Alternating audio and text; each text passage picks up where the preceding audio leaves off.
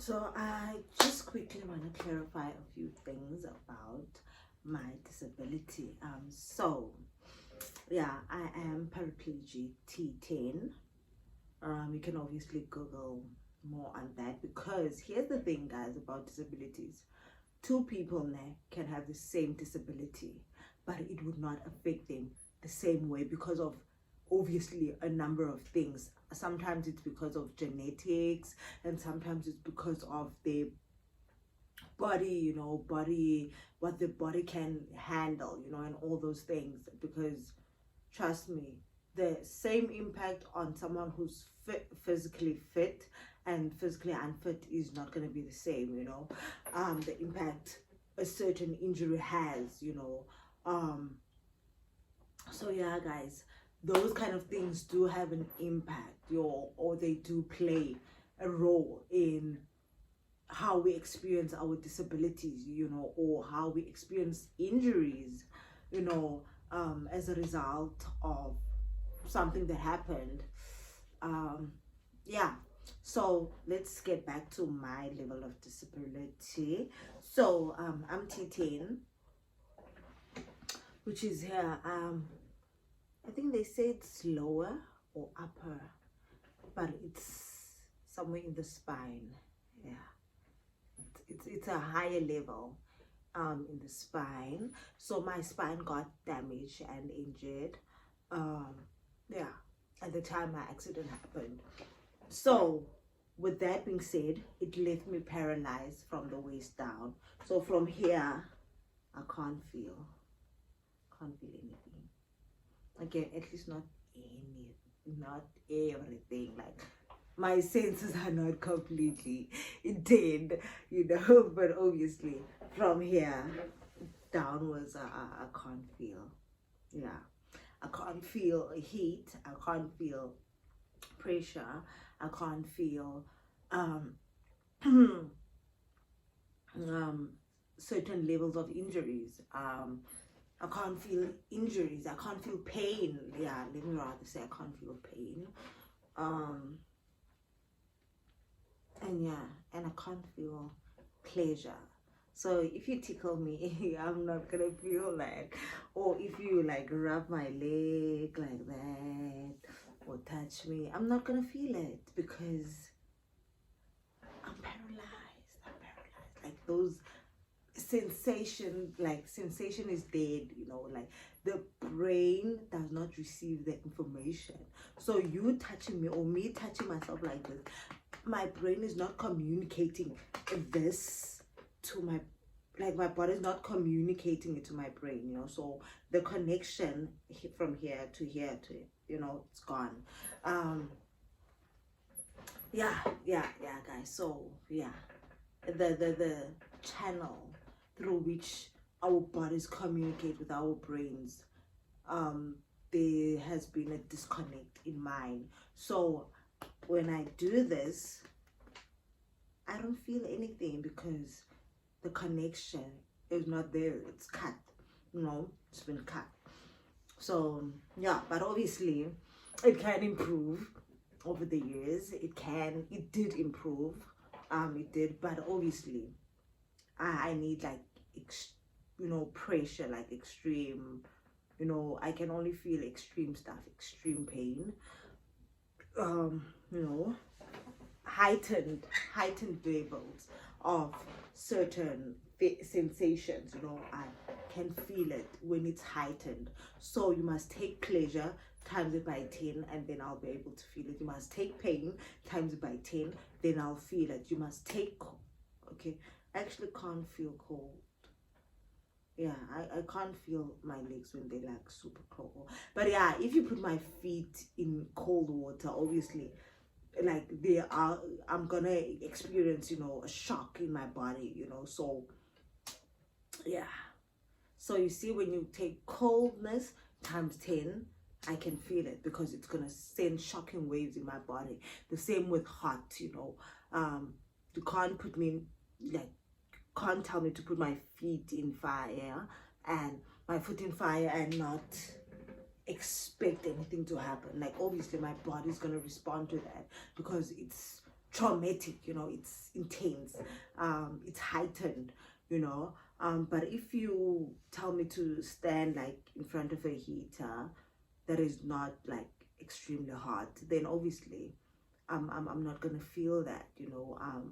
My body's not gonna respond, you know, and send shocking waves through it, you know. Like, I'm not gonna experience shocking waves through my body. But the minute you put me like in the fire or in the heater, you know, like when I experience intense amount of heat, you know, then obviously my body's going to react to that and it's going to respond to that. So the same applies with pleasure, because I have this question a lot where people are like, okay, so you say you're paralyzed from the waist down, then how do you experience pleasure during sex? You know, same applies. Increase it and I'll feel it. Yeah. So the same applies, you know. I need to do what works for me. I need to do what I can feel, you know. So yeah, so that's why I was like last night, if I were to get married, hey, because we will have to experience, you know, we'll have to try out things, you know, try things that are gonna work for me, try things that are gonna bring me and give me pleasure, you know. And obviously it's not just about me, but because of my level of injury, I need to do what works, you know. I need to do what I feel, you know. And that's why, you know, I was so passionate about like sharing my sexual experiences, as much as I was fornicating and having sex outside the will of God.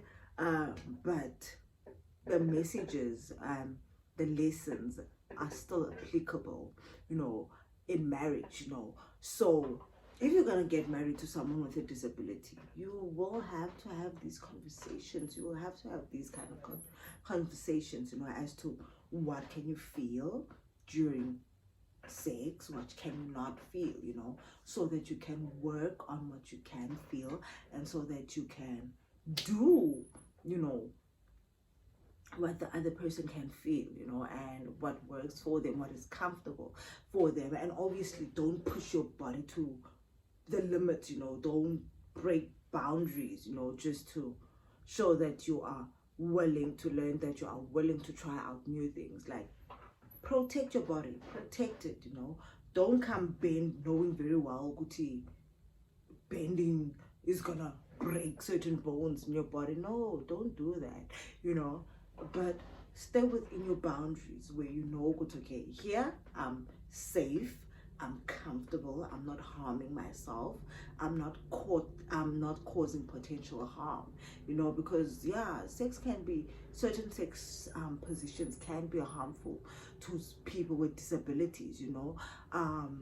So have those conversations, be open to learn, be open to explore, to try, but obviously in the confinement of marriage, you know.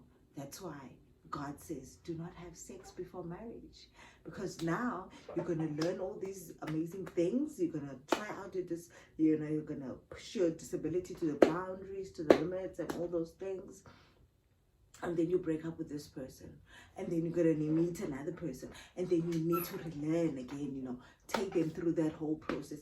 Can't, if you settle down, meet one person, marry that one person, have sex with that one person, then you are able to tell and break it down, you know, break your disability down, and, you know, show them what you can and cannot do, and show them what your disability allows you to do and does not allow you to do, you know. So obviously my disability at the moment does not allow me to stand, you know. It doesn't allow me to walk, it doesn't allow me to feel, you know, certain sensations, you know, or, you know, because of my paralysis, you know. So I hope, guys, it's making sense, because yeah, if it's making sense here, I'll say it like I experience it in my head, you know. So Yeah, I hope guys it did make sense, and I hope you've learned a thing or two about my disability, not someone else's disability, because I'm not generalizing here. I'm about my experience. I'm talking about my experience, not someone else's, not someone else's disability, my disability. Okay? Okay. And if you have any other questions, Google is your friend, my friend.